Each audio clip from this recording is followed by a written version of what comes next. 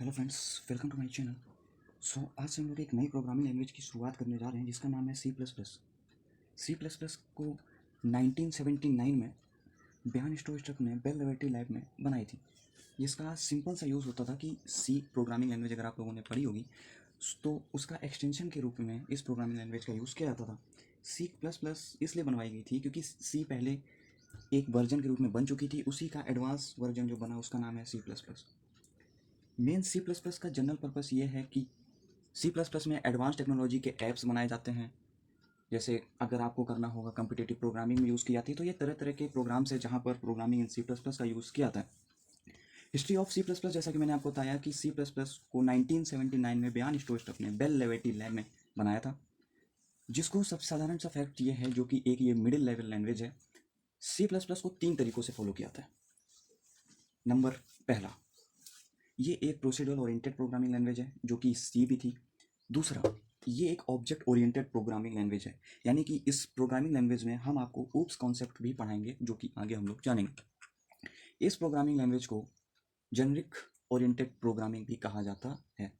सीधा सा मतलब है इस प्रोग्रामिंग लैंग्वेज को बनाया ही एडवांस वर्जन के रूप में था। अब हम लोग इस C plus plus programming language का एक सिंपल सा कोड लिखते हैं। जैसा कि आप सब जानते हैं कि किसी भी कोड को लिखने से पहले उसमें हम लोग लगाते हैं प्री प्रोसेसर डायरेक्टरी। अगर आपने सी पढ़ी होगी, अगर आपने सी नहीं पढ़ी है फिर भी कोई दिक्कत नहीं है, आप सी प्लस प्लस भी पढ़ सकते हैं। एट द सेंस कि किसी को ऐसा ना लग रहा हो कि मैंने सी नहीं पढ़ी है तो सी प्लस प्लस नहीं आ सकती, ऐसा नहीं है। अगर आपने सी नहीं पढ़ी है तब भी आप सी प्लस प्लस को सीख सकते हैं, वो भी बेहतर ढंग से। हम लोग यहाँ पर एक प्री प्रोसेसर डायरेक्टरी के बाद लिखते हैं हैश इंक्लूड। इसके बाद लेस देन का ऑपरेटर लगा के और ग्रेटर देन ऑपरेटर लगा के उसके बीच में लिखा जाता है IO stream M. IO stream का मतलब होता है कि इनपुट और आउटपुट फंक्शन दोनों इस लाइब्रेरी में यूज होते हैं। हैश इंक्लूड आईओ स्ट्रीम ये एक हेडर फाइल होती है। इस हेडर फाइल का कंपाइलर पूरा का पूरा कमांड इस प्री प्रोसेस की डायरेक्टरी में होता है।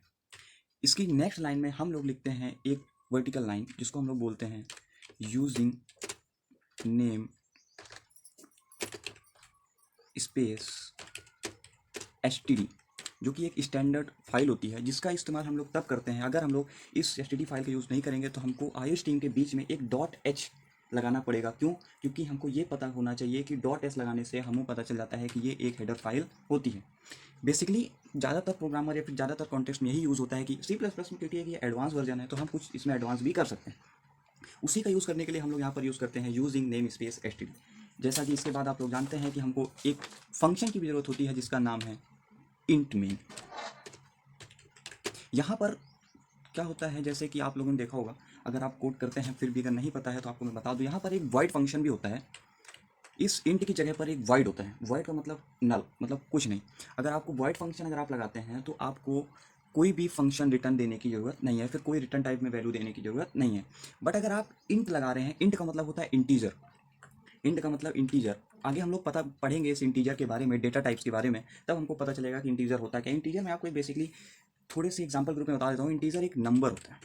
इंटीजर में होल्ड होने वाले जो 1 से 0 से लेकर जितने भी नंबर्स होते हैं end of the day number, वो सारे इंट में आते हैं। आगे जैसा कि हम लोग डेटा टाइप वगैरह पढ़ेंगे तब हम समझेंगे कि इंटीजर फुल क्या होता है। जैसा कि फिर आपने देखा कि मैंने आगे लिखा है मेन और box open and box close. यहाँ पर हम ऐसे नहीं बोलेंगे कि main box open and box close, इसको हम लोग बोलते हैं मेन फंक्शन। इसको फंक्शन क्यों कहते हैं? क्योंकि ये जो आपने देखा कि ये जो दो boxes open and close boxes लगे हुए हैं, इसकी वजह से किसी भी प्रोग्राम में इसको हम लोग बोलते हैं एक फंक्शन। ये एक फंक्शन है, यानी कि ये मेन एक फंक्शन है जिसको हम लोग यहाँ पर डिफाइन करते हैं। इसके बाद नेक्स्ट लाइन में हमको करना पड़ता है करली ब्रैकेट्स ओपन। जब तक हम लोग करली ब्रैकेट्स को ऊपर नहीं करेंगे तब तक प्रोग्राम रन नहीं होगा और हम स्टेटमेंट नहीं लिख सकते हैं। हम एक सिंपल सा प्रोग्राम बनाते हैं जिसमें आउटपुट स्क्रीन में हमको एक अपना नाम प्रिंट कराना होता है। ओके, आउटपुट में प्रिंट कराने के लिए हम लोग सिंपल सा एक फंक्शन होता है जिसका नाम है सी आउट। सी आउट में आपको बता दूं ये कोई फंक्शन नहीं है। क्यों? क्योंकि अगर सी आउट अगर एक फंक्शन होता तो फंक्शन के सामने ये ब्रैकेट लगे होते हैं। क्यों? अगर इस ब्रैकेट के सामने ये फंक्शन नहीं है, वो बॉक्स नहीं है, तो हम लोग उसको नहीं बोलते हैं। और सी आउट का मतलब होता है कि जैसा कि हम इसमें लिखेंगे, जो कुछ भी हम इसमें प्रिंट कराएंगे, एज इट इज ये उठकर आउटपुट स्क्रीन में प्रिंट हो जाता है, वैसा ही आउटपुट स्क्रीन में प्रिंट हो जाएगा, कुछ भी अदर प्रिंट नहीं होगा। सी आउट का ही मतलब होता है सी को अगर हटा दें सी आउट, आउट का मतलब होता है आउटपुट, आउटपुट स्क्रीन। इसके बाद जो ये नेक्स्ट ऑपरेटर लिखे गए, इसको तो हम लोग अगर देखा जाए तो मैथ्स में या फिर किसी और सब्जेक्ट हम लोग इसको लेस देन ऑपरेटर बोलते हैं, बट प्रोग्रामिंग के लैंग्वेज में इसको हम लोग लेस देन ऑपरेटर नहीं बोलेंगे, इसको हम लोग बोलते हैं इंसर्शन ऑपरेटर। ये आप सब जो मैं बताते जा रहा हूँ आप सब नोट करते जाएंगे तो ज़्यादा बेहतर होगा। इसको हम लोग बोलते हैं इंसर्शन ऑपरेटर। इंसर्शन ऑपरेटर के बाद हमको 2 कॉमास लगाने होते हैं। जब हम लोग कॉमास लगाते हैं, इसके अंदर जो भी हम प्रिंट कराएंगे वो प्रिंट हो जाएगा। जैसा कि मैं अपना नाम प्रिंट करा रहा हूँ, अगर आप लोगों को नहीं पता होगा तो मेरा नाम है राज सिंह। चैनल को आप लोग को सब्सक्राइब करना है, बेल आइकन को प्रेस कर देना है और नोटिफिकेशन को ऑल में सेट करके ऑन कर लेना है। सो नेक्स्ट हम लोग यहाँ पर लिखते हैं इंसर्शन ऑपरेटर और लिखते हैं एंडल। एंडल, एंडल का मतलब होता है अगर हमको किसी भी लाइन को पढ़ के नेक्स्ट लाइन में जाना होता है तब हम लोग एंडल का यूज़ करते हैं। एंडल का मतलब एक लाइन को अगर मैंने इस पूरी लाइन को अगर मैंने पढ़ लिया तो हमको अगर नेक्स्ट लाइन में जाना है तो वो फिर तभी हम जा सकते हैं जब एंडल लगा होगा। एंडल लगने के बाद आपको ये नहीं होगा कि हम नेक्स्ट लाइन में तो जा चुके हैं, बट अभी भी यहाँ पर एक मिस्टेक है। वो मिस्टेक क्या है? वो मिस्टेक है सेमी कॉलन। अगर हम लोग किसी भी प्रोग्राम को रन करवाने के लिए अगर हम लोग उसमें सेमी कॉलन नहीं लगाते हैं तो वो प्रोग्राम रन नहीं होगा, वो प्रोग्राम एग्जीक्यूट नहीं होगा। इसके बाद ये तो प्रिंट हो जाएगा। मैंने आपको बोला था, ऊपर ही बोला था, अगर आपने यहाँ पर वर्ड लगाया, वर्ड में आपको कोई भी रिटर्न टाइप नहीं देना पड़ेगा। इसलिए अगर मैंने यहाँ पर इंट लगाया है तो हमको इसको एक रिटर्न टाइप देना होगा, इसलिए मैं यहाँ पर एक रिटर्न टाइप दे रहा हूँ।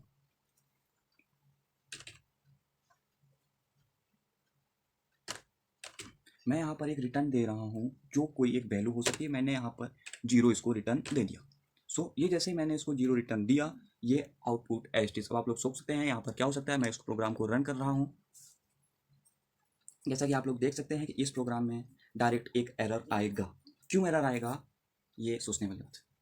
वो एरर इसलिए आएगा क्योंकि हमने यहाँ पर देखा, अगर आप कोई चीज़ शुरुआत करते हैं उस चीज़ को ख़त्म भी करते हैं, कोई काम शुरुआत करते हैं तो उसको ख़त्म भी करते हैं। एज इट इज़ यहाँ पर भी होता है कि अगर कोई भी करली ब्रैकेट्स को हमने ओपन किया है तो उसको हमको क्लोज भी करना होता है, जो कि मैंने नहीं किया। ये हो गया क्लोज। अब आप यहाँ पर अपना नाम प्रिंट करा सकते हैं, जो कि आपका नाम आउटपुट स्क्रीन में प्रिंट हो जाएगा। आउटपुट स्क्रीन में प्रिंट होने के बाद अगर आप कंप्यूटर को होल्ड करना चाहते हैं तो ऐसे कर सकते हैं। अगर आपको लगता है स्क्रीन को ना टच करना पड़े, कुछ ना करना पड़े, तो आपको जैसे प्रोसेस कंप्लीट किया, एक प्रेस इंटर का नंबर आ रहा है, इंटर टैप करते ही आप उस प्रोग्राम में वापस पहुंच जाएंगे। अगर कोई वहाँ पर एरर होता है तो आप उस एरर को मिस्टेक कर सकते हैं, उस एरर को सुधार सकते हैं। ओके, तो आज हमने यहाँ पर सीखा कि एक प्री प्रोसेसर डायरेक्टरी क्या होती है, आईओ स्ट्रीम क्या होता है, यूजिंग नेम स्पेस एसटीडी क्यों लगाते हैं, इंट मेन फंक्शन क्यों लगाते हैं, सी आउट का यूज़ क्या होता है, एंडल का यूज़ क्या होता है और रिटर्न का यूज़ क्या होता है। सो आज आप लोगों को एक वर्क यहाँ से मिलता है। पहली क्लास है, नॉर्मल सा यूजिंग आपको प्रोग्राम बनाना है। आपको यहाँ पर प्रोग्राम बनाना है अपनी फैमिली का नाम प्रिंट करा के। इस आउटपुट स्क्रीन में अपना नाम तो आपने प्रिंट करा लिया है, अब आपको अपनी फैमिली का भी नाम प्रिंट कराना है, जो कि कैसे होगा ये आपको सोचना है। मैं आपको सिर्फ इतना आज के लिए काम दे रहा हूँ कि आपको अपनी फैमिली का नाम प्रिंट कराइए। कोई एरर आ रहा हो मेरे कमेंट बॉक्स में आप मेरे को बता सकते हैं। सो एक बार फिर से रिवीजन पूरा, जैसे कि मैंने यहाँ पर आप लोगों को बताया, ये एक मैंने आपको हेडर फाइल लगाई। इसके बाद आईओ स्ट्रीम, आईओ स्ट्रीम का मतलब होता है इनपुट आउटपुट। आप देख सकते हैं जैसा कि यहाँ पर लिखा हुआ है आई ओ, आई का मतलब इनपुट, ओ का मतलब आउटपुट। इनपुट और आउटपुट स्ट्रीम, क्या इनपुट आउटपुट स्ट्रीम। मैं यहाँ पर लिख भी देता हूँ कि input and output stream, input output stream. Next line में जो हम लोग आते हैं तो इसको हम लोग बोलते हैं एक एसटीडी फाइल। अगर हम इस एसटीडी फाइल का यूज़ नहीं करेंगे तो हमको इस जगह पर एक एक्सटेंशन यूज़ करना होगा जिसका नाम है डॉट एच। हमने क्योंकि एसटीडी फाइल यूज़ किया है इसलिए हम डॉट एच का यूज़ नहीं करेंगे।